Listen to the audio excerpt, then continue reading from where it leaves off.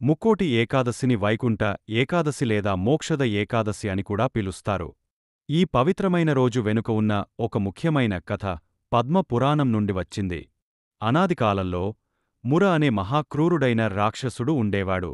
అతడు బ్రహ్మదేవుని గురించి ఘోర తపస్సు చేసి అనేక వరాలను పొందాడు.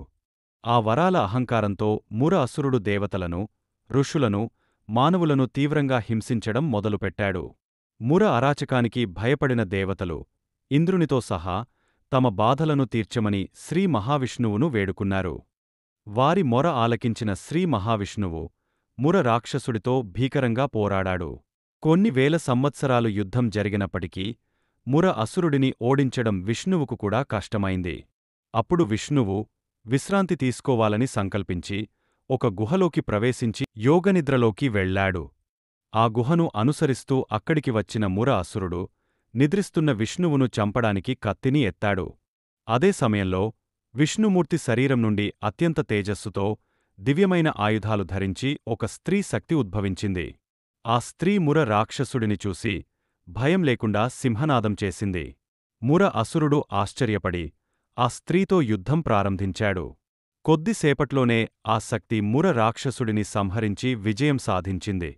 నిద్రలేచిన శ్రీ మహావిష్ణువు ముర అసురుడు చనిపోవడాన్ని చూసి ఆశ్చర్యపడ్డాడు. ఆ స్త్రీ శక్తిని గురించి అడగగా, నేను నీ అంశ నుండి జన్మించాను.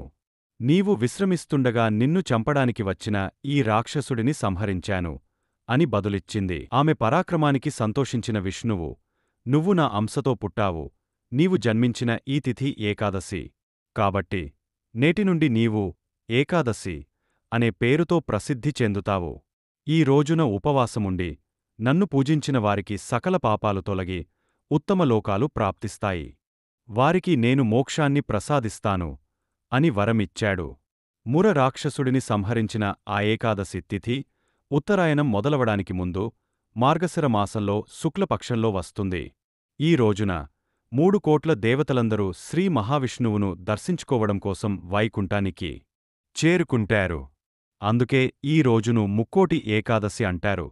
ఈ ఒక్క ఏకాదశి రోజు ఉపవాసముంటే సంవత్సరంలోని మిగిలిన 23 ఏకాదశుల ఫలితం లభిస్తుందని నమ్మకం. ఈ పవిత్రమైన రోజునే దేవతల కోరిక మేరకు విష్ణువు వైకుంఠ ద్వారాలను తెరిచాడని పురాణాలు చెబుతున్నాయి. ఈ ద్వారం గుండా వెళ్లి విష్ణువును దర్శించుకుంటే మోక్షం లభిస్తుందని భక్తుల విశ్వాసం.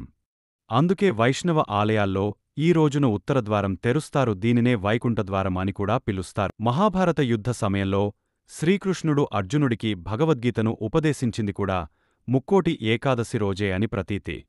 ఈ కథ ముక్కోటి ఏకాదశి యొక్క గొప్పతనాన్ని, ఈ రోజున ఉపవాసం, జాగరణ, వైకుంఠద్వార దర్శనం ఎంత ముఖ్యమో తెలియజేస్తుంది.